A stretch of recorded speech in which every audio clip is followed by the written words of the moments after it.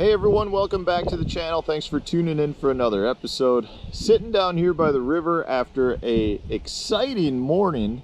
While we were eating breakfast, one of our chicken got attacked by a fox. I mean, we literally saw it happen. My wife saw it and ran out and chased the fox off. Chicken's in pretty rough shape. We actually stitched it up a little bit. I'm not sure that it's going to make much difference. We'll see. The chickens are pretty resilient. You know, we've had them for a year now. We've had a couple of get attacked by something. We've never actually seen it, but they've been injured. And you give it about a week and they overcome it pretty well.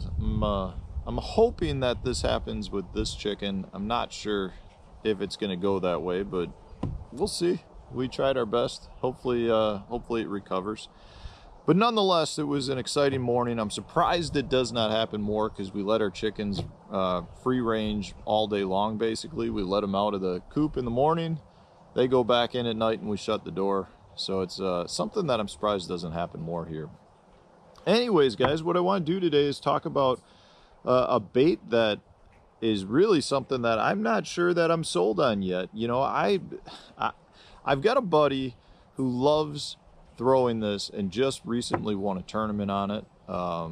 It's a bait that is brand new to the market for the most part. It's been out for a little bit, and you guys know I love throwing frogs, and this is the new Spro Bronzeye Pop 40. It's the smallest size they make, and you know, we're talking with my buddy. He says it generates a lot of those strikes that are from fish that wouldn't normally bite a frog. You know, I think a frog sometimes can be a pretty intimidating size bait, and therefore the fish just aren't always going to hit it. You know, when you do get bit on a frog, one of the great things about a frog is the strikes are so aggressive.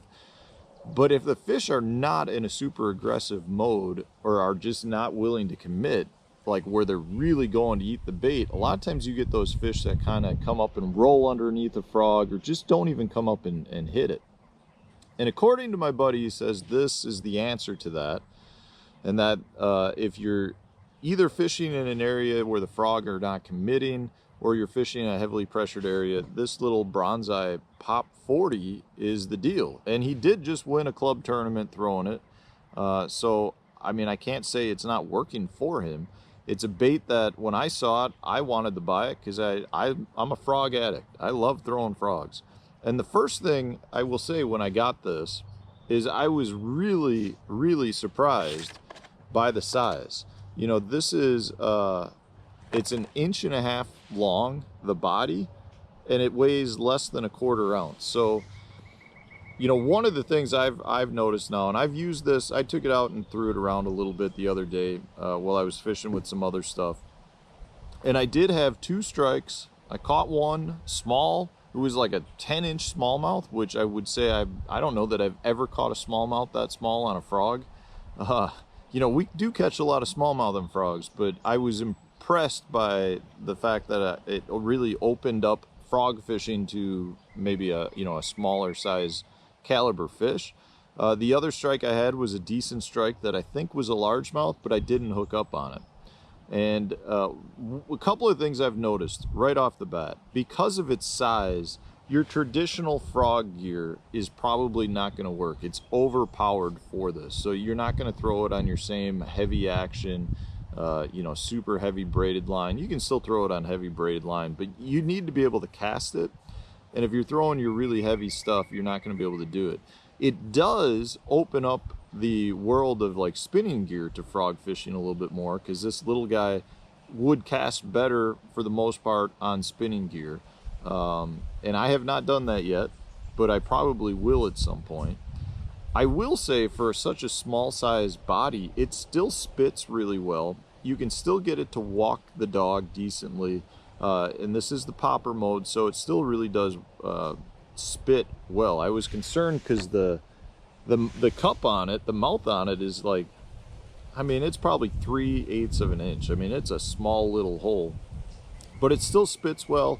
It still looks really good in the water. I mean, it pretty much acts the same way as the larger size popping frogs, you know, so it's good from that standpoint. One thing I did really notice that I liked, And I saw this on the box afterwards, is that it's got a self-correcting action where if it lands in the water on its back, it literally rolls over. So it's always in the correct position. So that was something that was cool, because I don't see that always happen with my bigger frogs. It's still got the same weight in the back end, so it sits right. You know, it's just the mini version of the other poppin' frogs that are out there.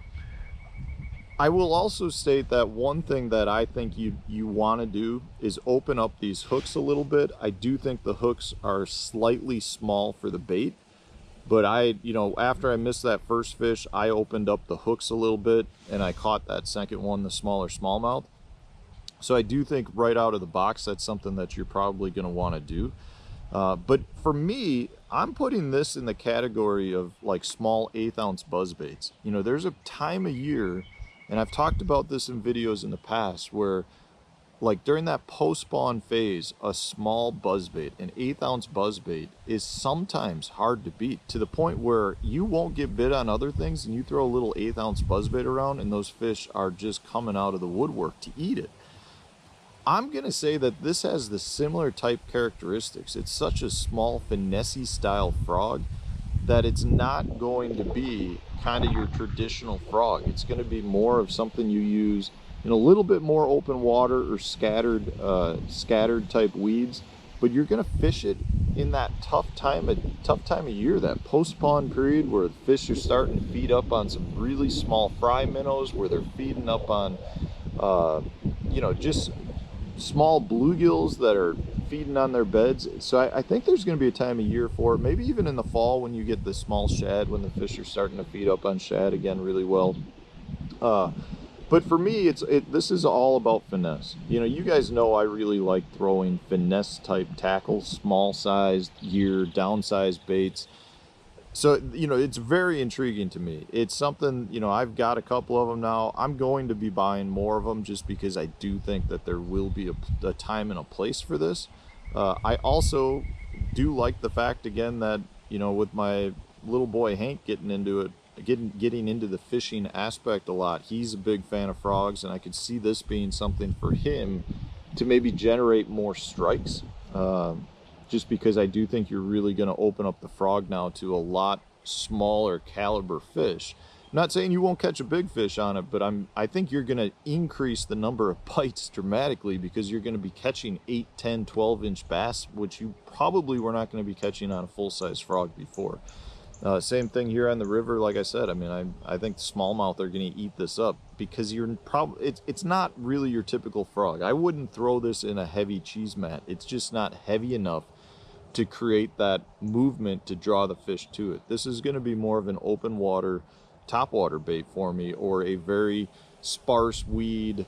Maybe I'll bring it through a tree or under a bush or around a dock. You know, I've got some scattered pads, that type of stuff. Not like heavy cheese mat over the top of thick milfoil, because it's just not heavy enough to create enough motion to really draw those fish up. But I do think there's a time and a place for it. My buddy is adamant that, you know, it's absolutely crushing the fish for him. So I'm going to keep trying it. I'm not 100% sold on it in terms of replacing my other frogs, but I want to know what you guys have to say. Have you tried the new Spro Bronzeye Pop 40 frog? Have you had good luck on it? Have you not? So share your thoughts as well. I'll put the link up for the page on Tackle Warehouse, so if you're interested in getting some, you can use the affiliate link, which would be awesome. Otherwise, stay tuned. I'm sure we'll hear more about it. It has not been out that long. I think Tackle Warehouse has only carried it for a couple of months. So it's definitely something new.